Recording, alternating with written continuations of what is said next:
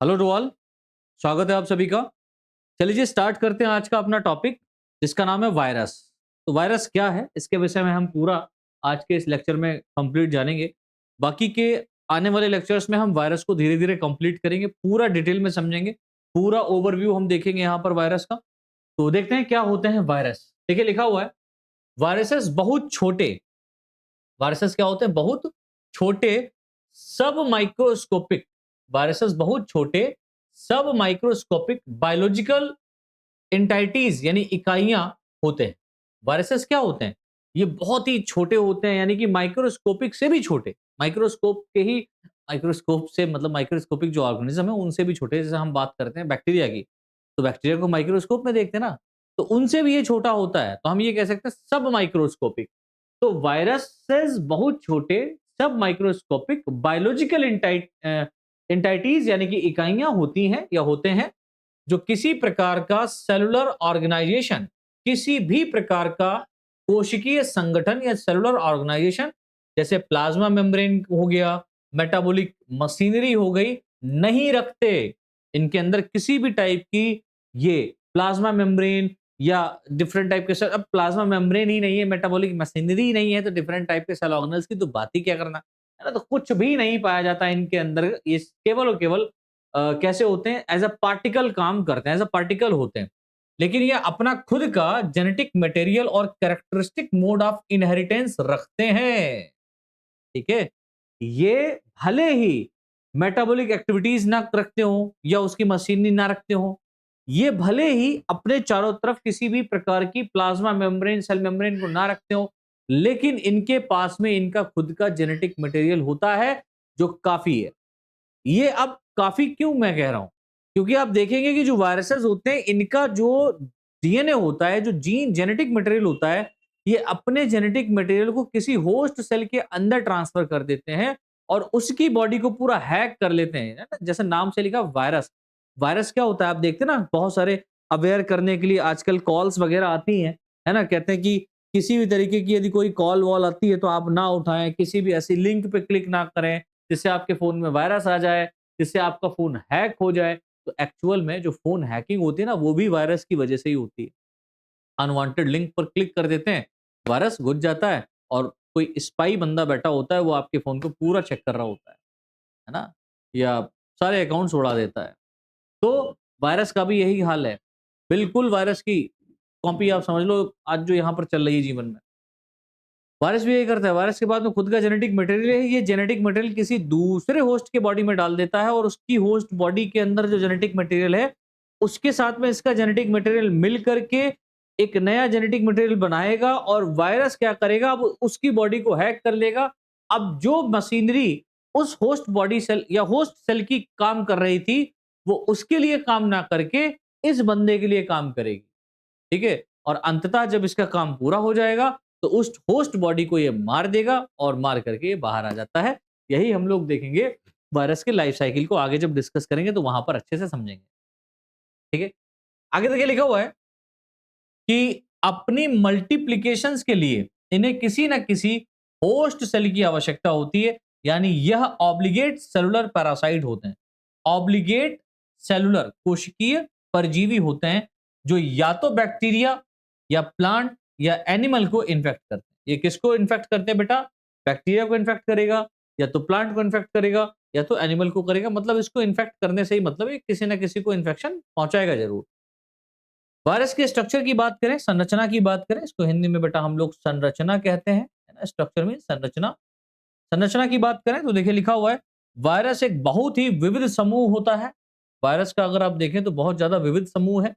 इनका आकार 30 से लेकर के 300 नैनोमीटर या 300 से लेकर के 3000 एंगस्ट्रॉम के बीच होता है। आप नैनोमीटर में बात करेंगे तो 30 से 300, और एंगस्ट्रॉम की बात करेंगे तो 3000 से 300 से 3000 तक, ठीक है, के बीच होता है। इसलिए इन्हें केवल इलेक्ट्रॉन माइक्रोस्कोपी और एक्सरे क्रिस्टलोग्राफी के द्वारा देखा जा सकता है।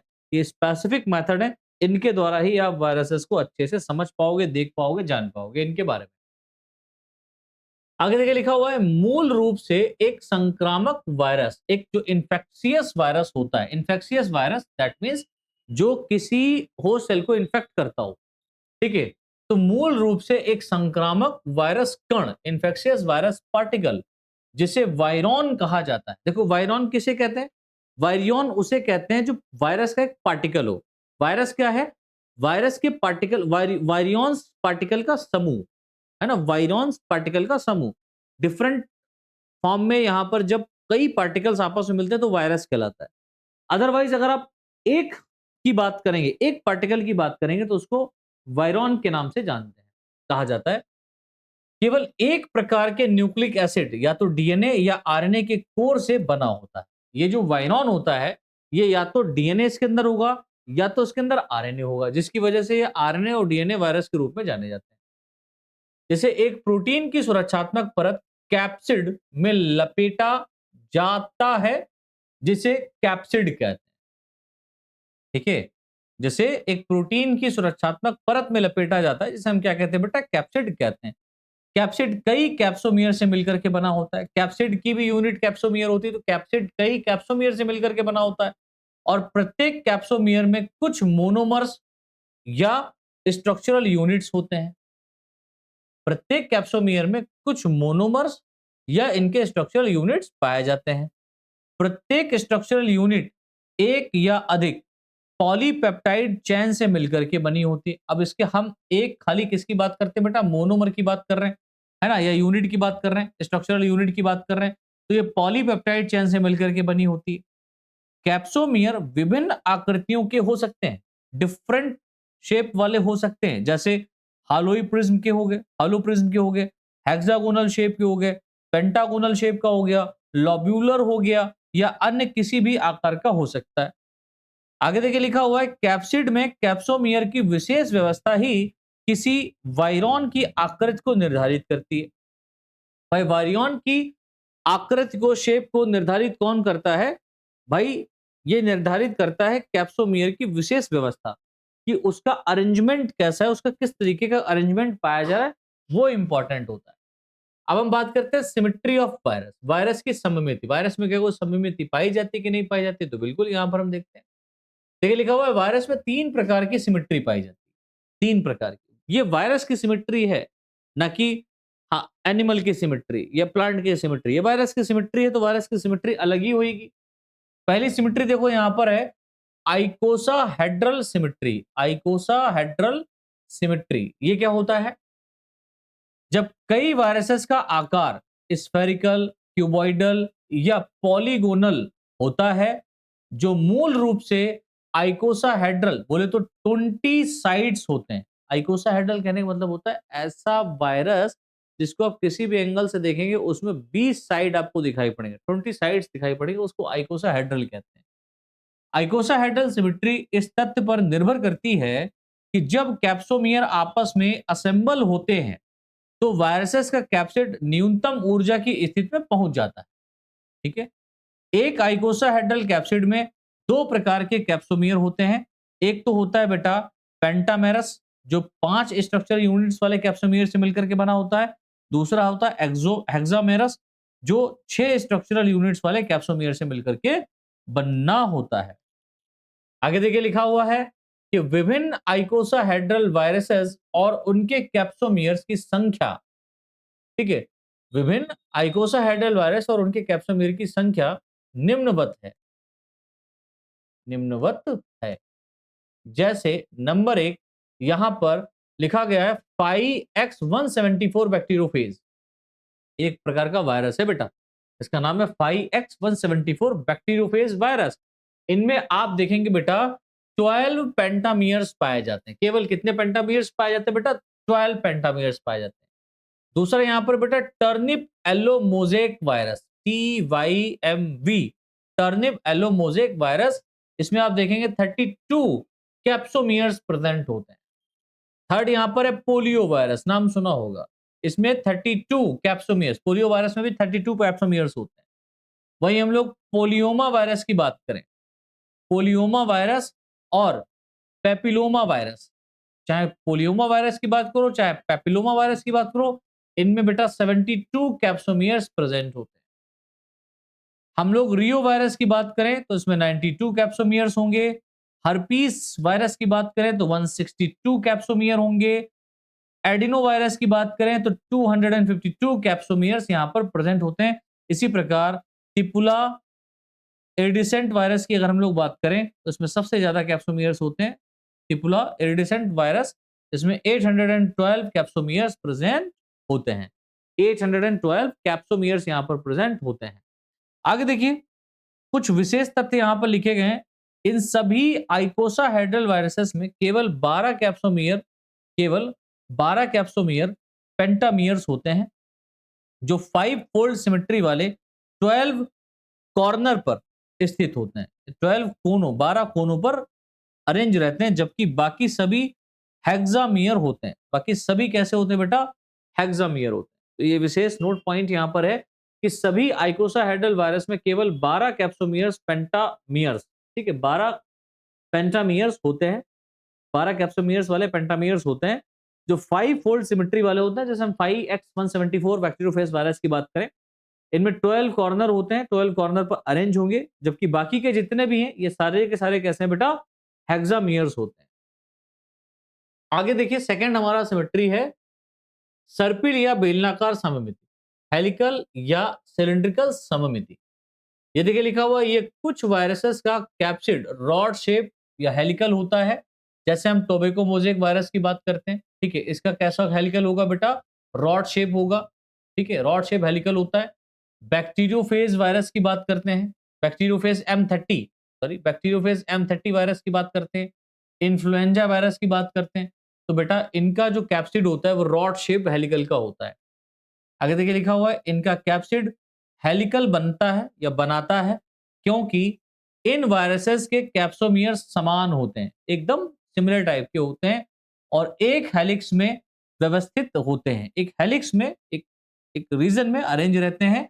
ये अरेंजमेंट इसलिए होता है क्योंकि कैप्सोमियर्स का एक सिरा मोटा और दूसरा सिरा पतला होता है। ठीक है, कैप्सोमियर का एक सिरा क्या होता है बेटा? मोटा होता है, और दूसरा सिरा पतला होता है। आगे देखिए, थर्ड हमारा है कॉम्प्लेक्स सिमेट्री, जटिल सममिति वाले वायरस भी होते हैं।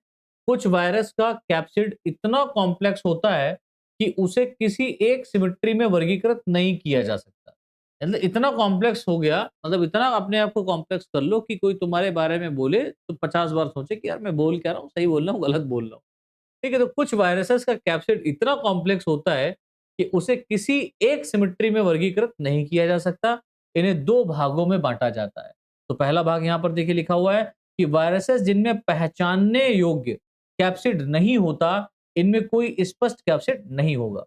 मतलब पहला क्या है? वायरसेस जिनमें पहचानने योग्य कैप्सिड नहीं पाया जाता, अर्थात इनमें किसी भी प्रकार का कोई कैप्सिड नहीं पाया जाएगा। जैसे हम बात करते हैं पॉक्स वायरसेस, तो पॉक्स वायरसेस में आप देखेंगे वैसिना वायरसेस, है ना, काउपॉक्स वायरस हम बात करेंगे, एक्ट्रोमेलिया वायरस की बात करेंगे, ऑरफ वायरसेस की बात करेंगे। तो इनके अंदर इनको आप इनके कैप्सिड को देखेंगे तो पहचान नहीं पाएंगे।